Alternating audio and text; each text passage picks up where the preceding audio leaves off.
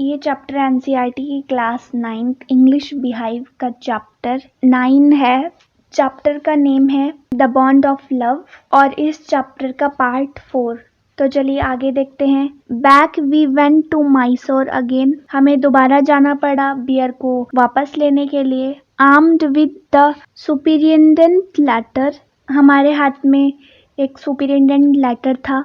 Baba was driven into a small cage and hoisted on top of the car. बाबा को छोटे से cage में डाल दिया गया और कार के ऊपर जो जगह होती है उस पर बांध दिया गया। The cage was tied securely and a slow and careful return journey to Bangalore was accomplished. जो केज था वो बहुत ज़्यादा सिक्योर था और हम गाड़ी भी स्लो चला रहे थे और गाड़ी भी स्लो थी क्योंकि ऊपर जो है केज रखा हुआ था। जो ये जर्नी थी बैंगलोर की वो कंप्लीट हो गई। Once home a squad of coolies were engaged for special work in our compound. जैसे ही हम घर आए हमने कुलीग्स को लगा दिया एक काम के लिए, एक स्पेशल काम के लिए।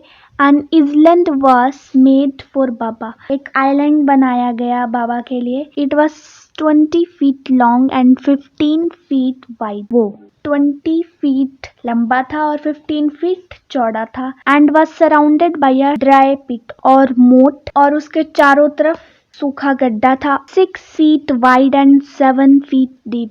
6 feet चौड़ा और 7 feet गहरा था। A wooden box that once housed fowls was brought and put on the island for Baba to sleep in at night। एक वुडन बॉक्स था जो कि पहले चिड़ियों के लिए हुआ करता था, अब वो बाबा के आइलैंड में आ गया ताकि वो उसमें सो सके।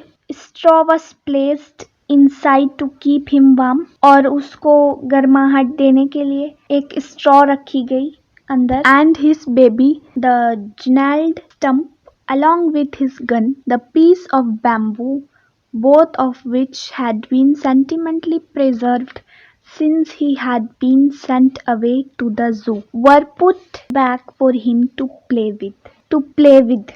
Back for him to play with। जो उसका बेबी था एक वुडन स्ट्रॉ से खेलता था वो पहले जब वहां पे रहा करता था। उस टाइम की वुडन स्टंप और एक गन थी यानी कि स्टिक थी जिस पे वो ऐसे पॉइंट करता था, तो वो दोनों संभाल के रखे थे ताकि जब याद आए उसकी तो वो उसको देख लें।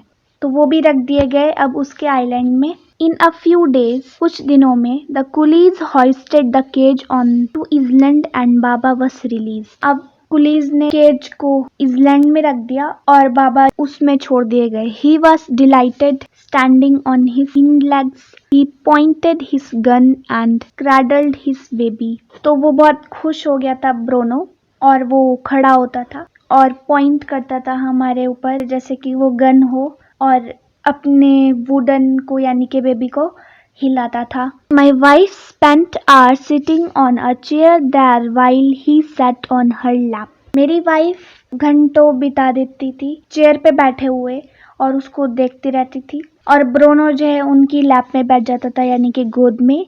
He was 15 month old and pretty heavy too। और वो 15 मंथ का हो गया था और थोड़ा सा भारी भी हो गया। The way my wife reaches the island and leaves it is interesting। मेरी वाइफ जब ब्रोनो के island में जाती थी और वापस आती थी तो जो उसका रास्ता था वो बहुत इंटरेस्टिंग था। I have tied a rope to the overhanging branch of a mango tree with a loop and its end। तो मैंने एक रोप बांध रखी थी जो कि ब्रांच पे लटकी हुई थी और मैंगो ट्री पर खत्म होती थी।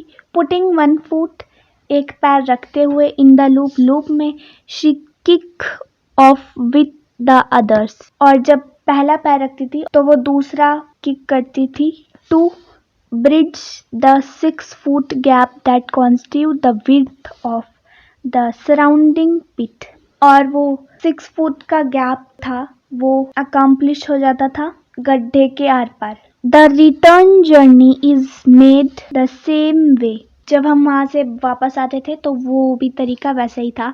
But who can say now that a sloth bear has no sense of affection, no memories and individual characteristics. इस स्टोरी को पढ़ के कौन कह सकता है कि एनिमल्स में इमोशंस नहीं होते, उनको याद नहीं रहता और इंडिविजुअल कैरेक्टर नहीं होते। तो इस पार्ट के साथ आपका ये चैप्टर भी खत्म होता है। Meet you in the next video, till then take care and thank you so much for watching.